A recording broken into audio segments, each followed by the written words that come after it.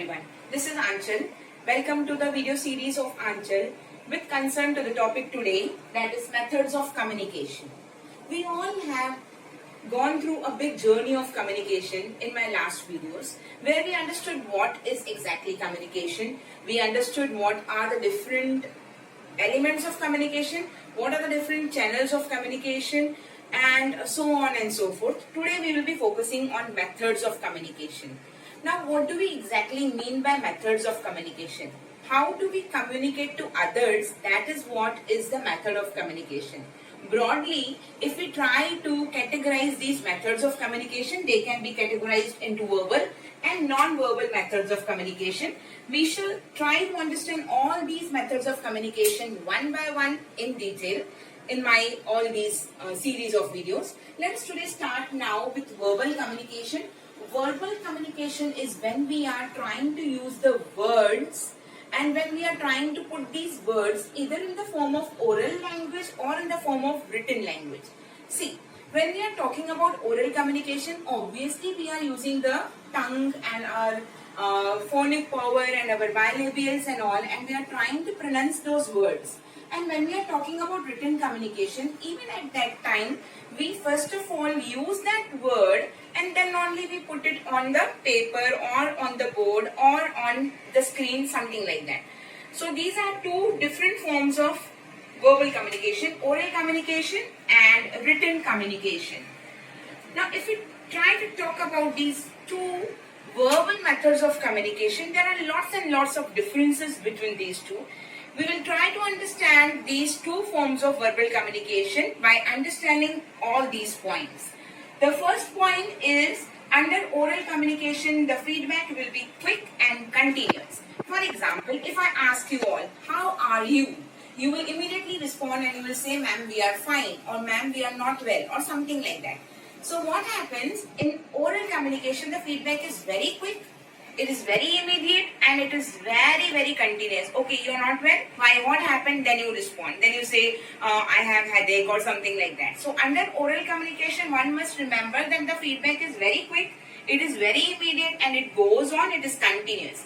Whereas when we are talking about written communication, the feedback is very slow, it is not very immediate or prompt, and it is not very continuous also. For example, if I write on a paper and I ask you, how are you?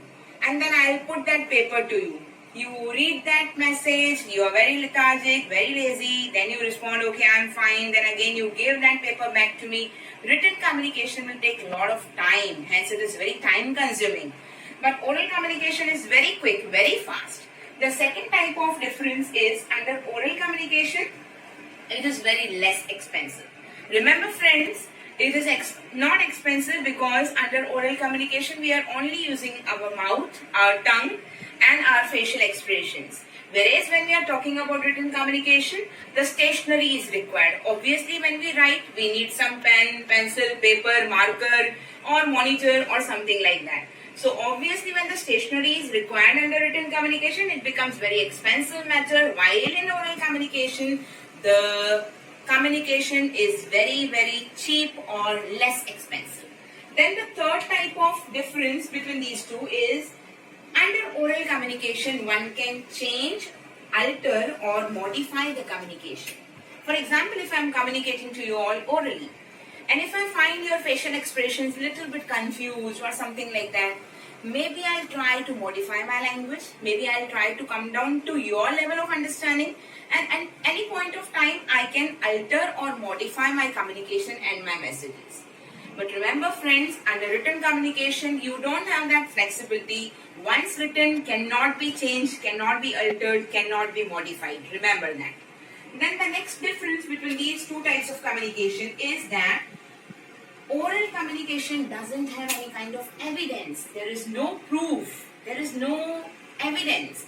That's the reason even today when we are trying to talk about the legal communication and all, we all prefer written communication. Because when we write, at that time it will have some kind of authenticity, it will have some kind of legal evidence, it will have some kind of legal proof. So whenever we want to have communication which requires legal evidence, then we promote written communication and not at all oral communication. For example, if I want to order certain ACs for my company and I simply write it to Godrej company and say that I need 20 ACs for my company, it becomes a legal proof. But on other hand, if I simply communicate on phone and I say I need 20 ACs for my company, and then it becomes no legal kind of evidence. Okay. The next type of difference is oral communication is very suitable for short messages. Whenever there are short and crispy messages, you prefer oral communication. But when the communication is very lengthy, very long, for example, if I have 20 instructions for you, I cannot simply communicate with you orally. How much you will remember? How much anyone will remember? Obviously, at that time, you will prefer written communication over oral communication. I hope you are understanding the differences and the advantages or merits and demerits of both the types of verbal communications. And lastly, I would like to give you the example. For oral communication, the examples can be discussions, telephonic communications, small talks, meetings, conferences, etc. While in written communication, we have the examples like fax, letters, minutes of meetings, etc. This is all regarding verbal communication. In my upcoming video, I will talk about non-verbal, which is the most important form of communication, because it is often said that a human being communicates more non-verbally than verbally in his overall lifetime. Hope you have understood this. Happy learning. Thank you all of you.